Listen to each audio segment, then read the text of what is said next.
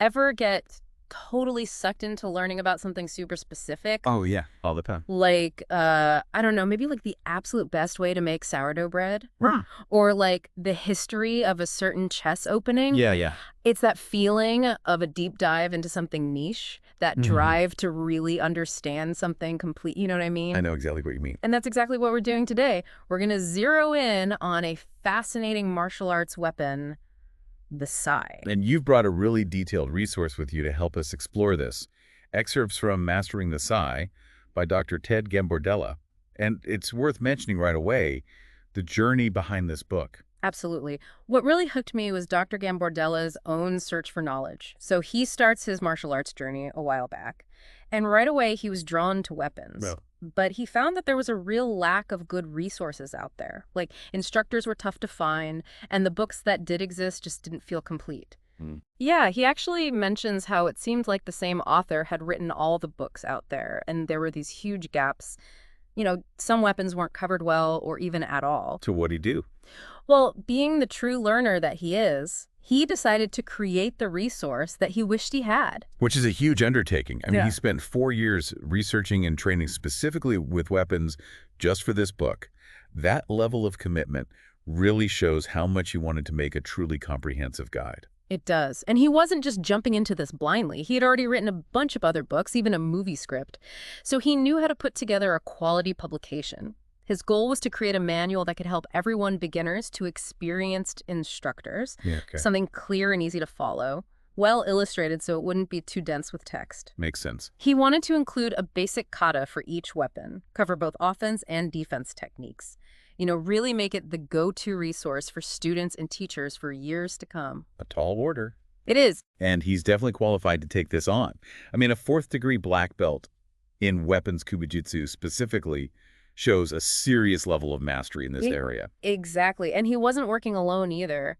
He specifically thanks a bunch of other martial artists who were in the photos in the book, who gave him invaluable technical advice. Oh, nice. He names Keith Yates, who's a fourth-degree black belt and kata champion, and who also designed the cover of the book.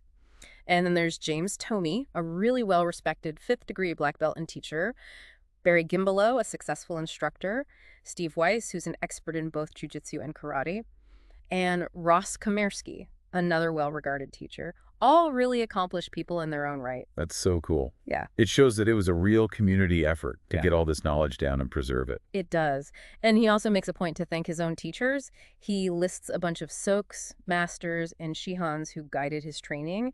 It really highlights that lineage, that traditional way martial arts knowledge gets passed down. Oh, for sure. It's so important in martial arts. Yeah, it's really cool. And it even gets personal, too. He talks about his faith and how it gave him strength and ability to write the book. And he dedicates the whole thing to Keith Yates, Jim Toney, Barry Gimbalot, Steve Weiss, Russ Komersky, and Steve Rich, recognizing all their contributions. So you really get a picture of this dedicated guy surrounded by a strong network. That's awesome. So now that we know about the background of the book, let's get into the main thing. Yeah. The say itself. What does the book tell us about this awesome weapon? So it starts by talking about how the sei has become increasingly popular, and it credits that to a couple of things. First, it looks really cool in weapons kata, those choreographed sequences. Yeah. And second, it's genuinely effective as a martial arts weapon. But what's super interesting is where it comes from. Oh. It wasn't even a weapon to begin with. It was actually a tool that they used for planting rice. Oh, wow. Yeah, Dr. Gambardella even mentions that people still use it for that in some parts of the world. That's fascinating. It really shows you how practical tools can change and evolve over time. It does. It's a classic example of how function shapes form. Yeah. So let's talk about what the sei actually looks like. The book describes it as being about 12 inches long, usually made of steel or some other heavy metal. Okay. It has a point at one end, which can be sharp or blunted. And then you've got those iconic two-pronged handles that extend down from the blade. They serve as the grip, but they also protect your hand when you're striking. Interesting. And one of the main points Dr. Gambardella makes is that you can use literally every part of the sei as a weapon. The butt end, the blade, the prongs, even the handle. It's a really multifunctional design. So it's not just about the tip. The whole structure of the weapon is designed for different uses. And those prongs are really striking visually. Yeah. I bet they're important in terms of function, too. You're right on the money. They give you a lot of options for trapping and controlling your opponent, which we'll talk about more later. But before we get into specific techniques, there's a really important practical thing to mention. Can you legally carry a sei? Oh, yeah, that's a good point. Yeah, the book explicitly says that anyone who wants to study or own a sei needs to check their local laws because it's considered an illegal weapon in several states. That's really crucial information to know. Yeah, for sure. Safety first. So let's move on to the basics. How do you hold a sei correctly? Okay, so let's break this down. The book really stresses this main grip where the blade runs along the underside of your forearm. Okay. You grip the handle, wrapping your forefinger around the base of the prong right next to your thumb. The book has both front and side views of this grip. Okay. From the side, you can see that your other fingers are open, resting on the handle with your forefinger on top. Gotcha. The key takeaway is that you hold the sei firmly, extending it down your forearm. It's not like holding a knife at all. It's almost like the weapon becomes an extension of your arm. I see, I see. That makes sense. It sounds like this grip lets you switch between blocking with your forearm and then using the sei to strike or do other moves really smoothly. And having the prong right there in your grip must give you a really unique way to control the weapon. Exactly. Now, once you've mastered that grip, let's talk about something that's really iconic about the sei, the flip. Ooh, yeah. The book breaks down a basic clockwise flip to the right. You start with the sei pointed a little to the right, and then you just rotate your wrist clockwise. Okay. As the blade comes around, you use your thumb to support it and guide the movement. The flip ends with the blade facing forward, and you're mostly using your thumb to grip it, with your forefinger back around the prong, kind of like a smooth rotation around your thumb. It sounds like a move that takes a lot of dexterity and coordination with your wrist. The way the thumb acts as the central pivot point is really cool. You can really see how the design of the handle plays into that. It really does, and the book actually goes into even more detail with close-ups of these flips. So for a standard flip, from that down the arm position, they describe starting with 3 fingers around the handle and the forefinger extended down. Then you loosen your grip for a second, letting the head drop a bit. Then you grab it again, this time with your last 3 fingers and your thumb near the prong. At this point, the sei is pretty much horizontal and your wrists and fingers are facing away from you, like a full 180-degree turn of the wrist. Wow. Right. And then the flip ends with a quick snap of the wrist, bringing the sei to point straight ahead. The book even says that this is really hard to learn just from pictures. You really have to feel it to get it. That makes sense. You always hear about how important that physical hands-on experience is in martial arts. You can read all you want, but the real learning happens when you actually do it. Absolutely. And then there's the overhead flip. This one starts with the sei down by your wrist too. You lift your wrist a little and open your fingers, then you grab the sei again with your fingers around the front. This lets your wrist rotate around the weapon. Then you tilt your wrist back, opening your fingers again before snapping your wrist down so the sei points straight out in front. It seems like the same basic principle of rotating your wrist, but on a different plane, you know? Yeah, I get you. So the wrist action is key in both types of flips. It gives you the momentum for the rotation and that fine control you need to finish in the right position. Precisely. And to really show these flips, the book describes some demonstrations. So for the forward flip, someone takes the sai in their left hand and flips it forward. Halfway through, the sai is cocked back, with their fingers pointing down the blade, all set for that final rotation. The finish is a firm grip with the sai held straight out. Then for the overhead flip, they use their right hand to flip it up for an overhead strike. In the middle of the move, the sai is pointing down, wrist down, fingers along the blade, again getting ready for that last movement where it points outward and they tighten their grip. Even without seeing these descriptions, you can tell how dynamic the sai is, you know? I totally get it. It's not like a stiff, unmoving weapon. There's so much potential for fluid movement and control. Totally. And that brings us to how you position your body to effectively use the stances. The stances. Yeah, the book outlines a few basic ones. First, there's the forward stance, where you hold the sei down your left forearm and your right hand is up to protect your face. Okay. This one is specifically for protection and defense. Then there's the blocking cat stance, where you have the sei ready in your left hand for blocking. And then there's the regular cat stance, which also uses the left-handed sei for blocking. But here, your right arm is back, ready to punch. Okay. And lastly, there's the natural stance, where your feet are shoulder-width apart and you're holding both sei across the front of your body, ready to block or strike. In martial arts, stances are all about balance and being prepared. I see. I see. So even these simple stances show you're ready for different actions. You're emphasizing that the weapon and your body work together. Exactly. And beyond these general stances, the book gets into specific blocking techniques with the sai. There's the rising block, a downward block that you can also use to stab at lower targets, like if someone's kicking at your legs. And then there's an outer block, or a wrist block, which is good for deflecting attacks from a staff or another kick. Interesting. Yeah, they even describe an X block where you cross the sai to protect your groin. Oh, I see. So those are like your basic defensive moves, adjusted to make use of the sai's unique shape. Mhm. The wrist block sounds especially cool, given how the prongs could potentially trap an incoming strike. You got it. And the book goes on to describe even more specific blocks. Wow. Right. So there's a modified cat stance block for protecting the side of your body, designed to cover both the middle and upper areas. And then there's a cat block where you keep the side down your arm, a face block where you thrust the sai out to deflect an attack, and a lower block, which is also called a groin block. They also talk about a side block that you can use from a cat stance, a general middle block, and a side lower block specifically for stopping kicks aimed at your legs. You can see how the different stances give you a base for all these specific defensive moves. The sheer number of blocking techniques with the sai is crazy. It really shows how versatile it is for defense. You can use it to protect against attacks coming from any direction, going for different parts of your body. Right. And it really highlights that point we made earlier about how you can use every part of the sai, even defensively, to create space or disrupt an attack. Okay, so let's switch gears and talk about offense striking positions and where you can hit someone with a sai.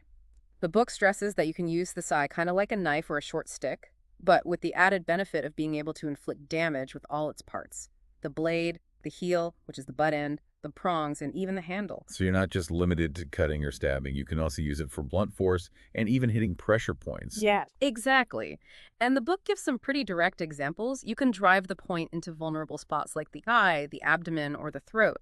The heel can be used to strike equally sensitive areas like the mouth, the throat, the eye, the groin, or the solar plexus. They even mention striking with the flat of the blade against the face. Ouch. Right. And then there are techniques like driving both the point and the blade into the groin at the same time, or doing a backhanded strike to the abdomen with the blade. Wow, those are brutal. So these techniques are all about taking your opponent down quickly by hitting their vital areas.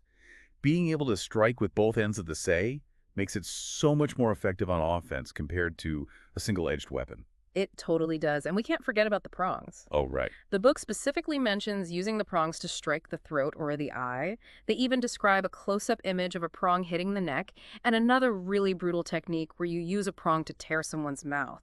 It shows how vicious the sai can be, beyond just simple striking or stabbing. The prongs definitely add a whole other level of damage to the weapon, both for direct strikes and, like we'll see, for controlling your opponent. Exactly. And that leads us perfectly into how you can use the sai for wrist control. The book explains that the sai is really good for controlling and hurting the wrist. The main way to do it is by trapping the opponent's wrist between one of the prongs and the main blade. Oh, smart. Yeah, they describe a front view where the prong is under the wrist and the blade is pressing down on top. The back view shows how the blade can press right onto the wrist bones, causing a lot of pain and stopping the wrist from moving. It's all about using the unique shape of the sai. That sounds super effective. A great way to immobilize someone and create an opening for your next move. I bet it's really hard to get out of that, with the pressure on the bone and the prong trapping your wrist. Oh, yeah, for sure. And the book shows how you can use this in real situations. There's the description of blocking with a sai, and then immediately going into a wrist lock using that grip. Yeah, it's very smooth. They also show a rising block transitioning right into the same kind of wrist lock. It just goes to show that a defensive move can quickly become an offensive control technique. So the sai isn't just about hitting or blocking. It's also a tool for manipulation and control, giving you a more nuanced way to defend yourself. Exactly. And that brings us to specific defensive techniques against different kinds of attacks. The book goes over a bunch of scenarios and how to respond using the sai. Let's start with a punch to the head. Okay. The sequence is a rising block with your right sai, followed right away by a downward smash to the groin with the same sai, then a strike to the eye with the heel of the sai, and lastly, a stab to the back as they react, probably bending over. It's a super quick series of counters targeting multiple weak spots. That's awesome. A layered defense, where the first block sets up the chance for more and more damaging counterattacks. Exactly. Now, against a regular punch, the book says to do a middle block with your left sei, then thrust to the throat with the right sei, and finish with a downward smash to the groin, again with the right sei. You see that block and counterattack principle again. So the main idea in these defenses is not just to block the attack, but to immediately take advantage of the opening you've created. It is. And the book gets even more complex. For another punch, they describe a defense that starts with a middle block using the right sei, then a smash to the side of the head with the left sei, a thrust of the right sei's heel into the ear, grabbing their clothes to throw them, and lastly, a stab to the throat as they fall. This one's a lot more involved, using not just strikes, but also grappling techniques. It's really cool how the Sei can be part of a larger self-defense strategy. It's not just a standalone weapon, but a part of a whole system of movements. Totally.